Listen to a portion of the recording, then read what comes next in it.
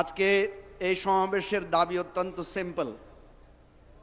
গণভোটের রায় বাস্তবায়ন চাই। আপনারা জানেন 1970 সালে একটা নির্বাচন হয়েছিল, সেটাও জনগণের রায় ছিল, কিন্তু সেই রায় তৎকালীন ইয়াহিয়া সরকার ওই পাকিস্তানি সামরিক জান্তা রায় বাস্তবায়ন করতে দেয় নাই।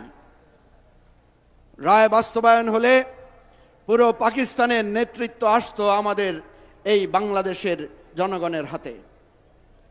সেই জনরায়কে প্রত্যাখ্যান করা হয়েছে ক্ষমতার জোরে। আশ্চর্য হয়ে যাচ্ছি আমরা, 55 বছর পরে এসে বাংলাদেশের এমন এক দলের উপরে আবার পাকিস্তানি জান্তা ভর করেছে যারা আমাদের গণভোটের রায়কে বাস্তবায়ন করতে দিতে চায় না। আপনারা আবার পাকিস্তানের দিকে ফিরে যাচ্ছেন, আপনারা আবার ইয়াহিয়ার রাস্তায় হাঁটছেন, আর দোষ দিচ্ছেন আমাদেরকে, দোষ দিচ্ছেন বিরোধী দলকে। আমরা দেখেছি যেই ক্ষমতায় যায় সেই ক্ষমতায় গিয়ে তার অতীত ভুলে যায়। আজকে প্রধানমন্ত্রীর বক্তব্য দেখেন, আগের বক্তব্য দেখেন, স্বরাষ্ট্রমন্ত্রীর আগের বক্তব্য, বর্তমান বক্তব্য দেখেন, তাদের নেতাদের আগের বক্তব্য, বর্তমান বক্তব্য দেখেন।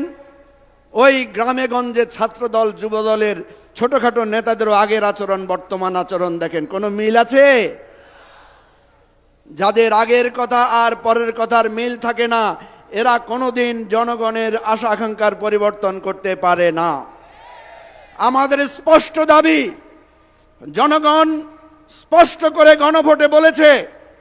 আপনারা দেখবেন, খুঁজলে এখনো গুগলে সার্চ করলে পাবেন, আমাদের গণভোটের যেই ব্যালট ছিল, ব্যালটের সামনে লেখা আছে আপনি কি জুলাই বাস্তবায়ন আদেশের সাথে একমত, এবং নিম্নোক্ত 4টি বিষয়ে আপনার মতামত হ্যাঁ অথবা না জানান।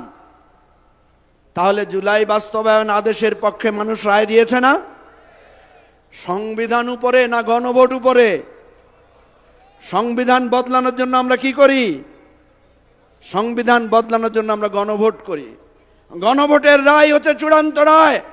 সুতরাং গণভোটের মাধ্যমে বাংলাদেশের মানুষ নতুন রাজনৈতিক বন্দোবস্তের যে ঘোষণা দিয়েছে, যদি সেই রায় বাস্তবায়ন করা না হয়, আবার 71-এর মতো মুক্তিযুদ্ধ হবে, আবার সংগ্রাম হবে, লড়াই হবে, জীবন দিয়ে বাংলাদেশকে নতুন রাজনৈতিক বন্দোবস্তে আমরা প্রতিষ্ঠা করব। এটাই আজকের গণসমাবেশের প্রতিজ্ঞা। খোদা হাফেজ। বাংলাদেশ জিন্দাবাদ। আসসালামু আলাইকুম রহমতুল্লাহ।